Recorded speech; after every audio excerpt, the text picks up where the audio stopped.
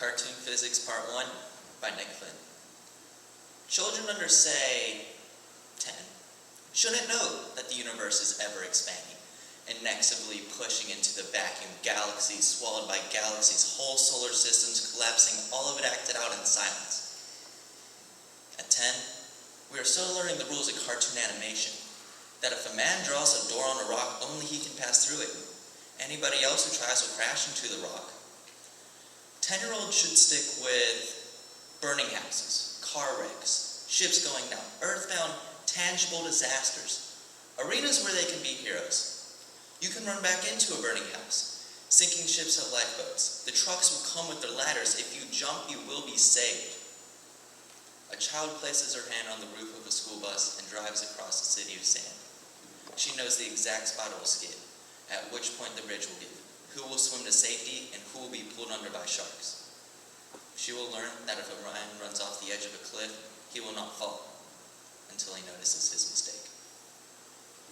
Ego by Denise Duhamel. I just didn't get it. Even with a teacher holding an orange, the earth in one hand, and a lemon, the moon, in the other, and her favorite student, the sun, standing behind her holding a flashlight, I just couldn't grasp it. This whole citrus universe, these bumpy planets revolving so slowly, no one could even see themselves moving. I used to think if I could only concentrate hard enough, I could be that one person to feel what no one else could. Sense a small tug from the ground, a sky shift, the earth changing gears. Even though I was only one mini speck on a speck. Even though I was merely a pinprick in one goosebump on the orange. I was sure then I was the most especially perceptively sensitive. I was sure then my mother was the only mother to snap. The world doesn't revolve around you. The earth was fragile and mostly water. Just the way the orange was mostly water if you peeled it. Just the way I was mostly water if you peeled me. Looking back on that third grade science demonstration, I can understand why some people gave up on fame or religion or cures. Especially those who have an understanding of the excruciating crawl of the world, who have a well-developed sense of spatial reasoning and the tininess that is to be one of us. But not me.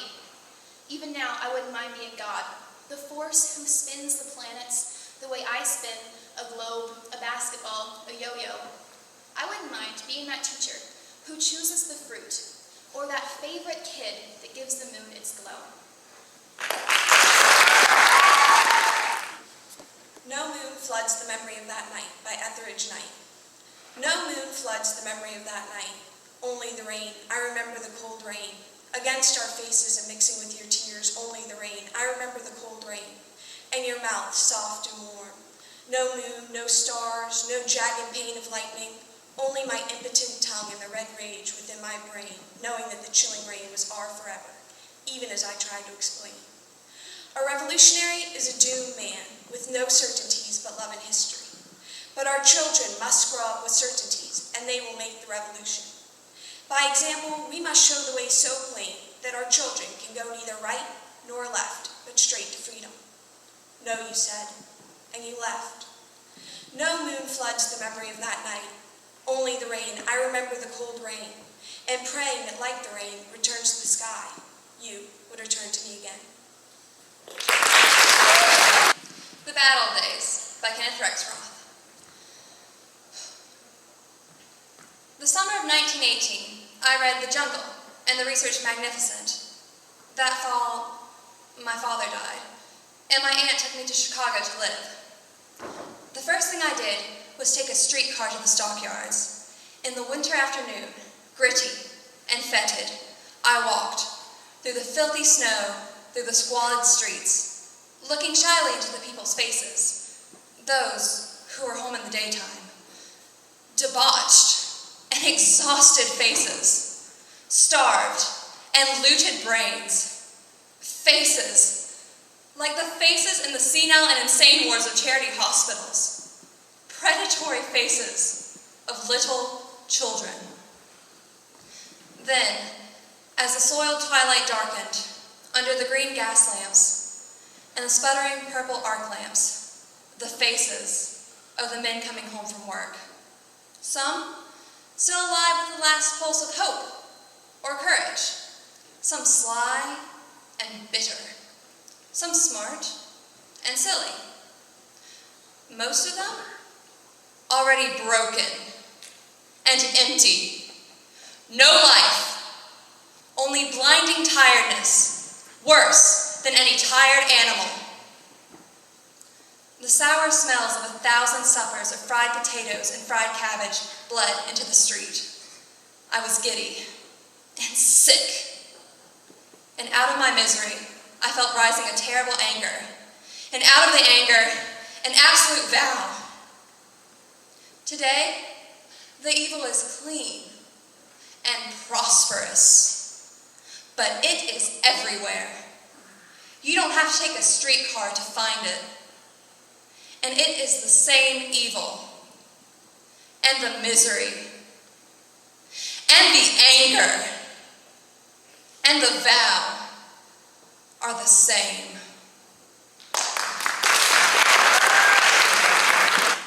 Fermanagh Cave by Sharon Santos. An emerald dungeon's black light glow glimmered in the deeper reaches, where my son and I could hear the slub of water riddling through the muck. We'd stumbled on it following a stream. His first cave made stranger still by a chill that closes on the goblined heart of a boy. Inflamed by stories where gnome clans hoarded underground bone shard, mandrake, monkey gland, and eel. And so, grave Hansel paying out his last scraps of bread, he inched inward, looking back and gathering himself, as he devolved step by step along the wet-ribbed walls, the omphallous seepage of a subterranea that dreamed us into its kingdom come, where like some secret dreams make known the burnt punk smell of marijuana cluttered up the air. And just beyond, just close enough to see, a spur of light that like a dwindling eye mote disappeared. Then, the sound a human soul makes as it slips out from the throat. Composed in darkness, my son's hand closed on mine. I bent to whisper we could turn back now, but his voice was there, before me, saying, "Something's here." And something was, something that in that instant rose and moved off from us or drew up close. In either case, my son came to me almost weightlessly at first, then hungry for what was filling up my arms. The startled, upriding body weight of a boy I never before felt rock so solidly into the place I was, blind and hunkered in the earthen air. I held him only a moment there. We didn't speak. And though the wheeze of his breathing must have stopped my ears, for weeks to come, settling him back to sleep at night, or waking him from some troubling dream, I'd hear the soft concussion of an outsized heartbeat. I could not decide it was mine, or his, or the strangers I had brought us to. Or if what happened would happen again, years from now, when he is grown, and I have grown newly strange to him. The Speakers by Weldon Keys. A equals X, says Mr. 1.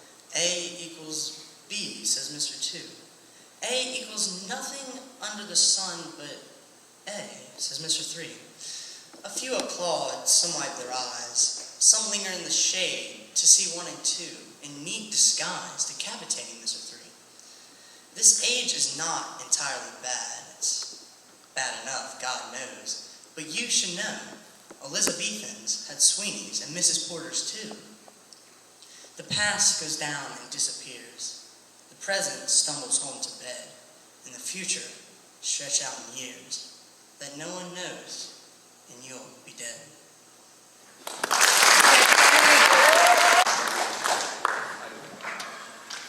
Fairy Tale Logic by A.E. Stallings.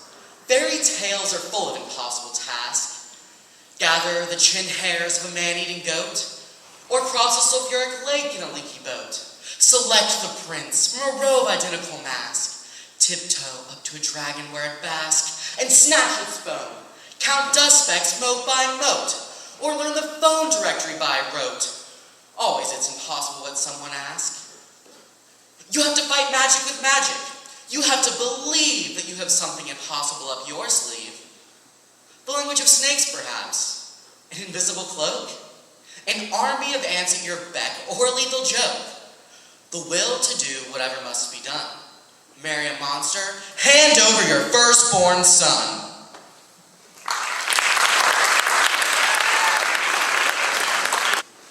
Every Single Day by John Straley. Suppose I said the word springtime and wrote the words King Salmon on a piece of paper and mailed it to you. When you opened it, would you remember that afternoon we spent together in the yellow boat when the early whales were feeding and we caught our first fish of the year? Or would you remember that time off Cape Flattery when you were a little girl? Your father smoking, telling stories as he ran the boat. Then that tug and zing of that very first fish spooling off into the gray-green world. You laughing and brushing your hair back before setting the hook. I know I am hard to understand sometimes, particularly when you're standing at a post office with only a piece of paper saying King Salmon on it. But just think of it as a promissory note. And that electric tug, that thrill pulling your mind into deep water is how I feel about you every single day.